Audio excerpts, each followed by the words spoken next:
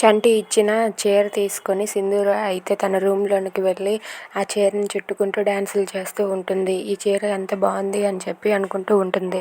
ఇక సింధూర అలా చేస్తూ ఉండగా ఇంతలో చంటి అన్న మాటలు గుర్తు తెచ్చుకుంటూ ఉంటుంది.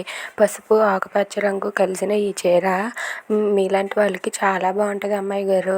నేను ప్రేమించిన అమ్మాయిని కలిసినంత వరకు మీరు ఈ చీరని మీ దగ్గర ఉంచండి అమ్మాయి గారు అని చెప్పి చంటి అయితే ఆ చీరని సింధూరాకి ఇస్తాడు. ఇక సింధూర ఆ చీరని తీసుకొని చాలా మురిసిపోతూ ఉంటుంది. ఒకసారి ఆ ప్రేమించిన అమ్మాయిని నేనే కదా, ఒకసారి కట్టుకొని చూస్తాను అని చెప్పి సింధూర అయితే ఆ చీరను కట్టుకుంటుంది. ఈ చీరను కట్టుకొని తన నుదుటిన కుంకుమ బొట్టు పెట్టుకుని తలలో మల్లెపూలు పెట్టుకుంటుంది.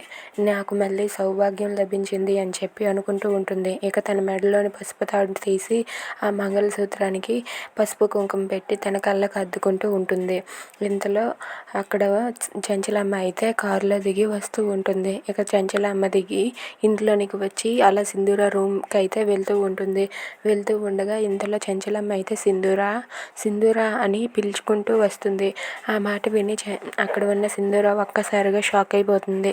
ఏంటి అత్తమ్మ వచ్చిందా, అత్తమ్మ కానీ ఇప్పుడు నన్ను ఈ చీరలోని ఇలా నన్ను చూసిందంటే ఏం జరుగుతుందో ఏంటో అని చెప్పి సింధూర అయితే కంగారు పడుతూ ఉంటుంది.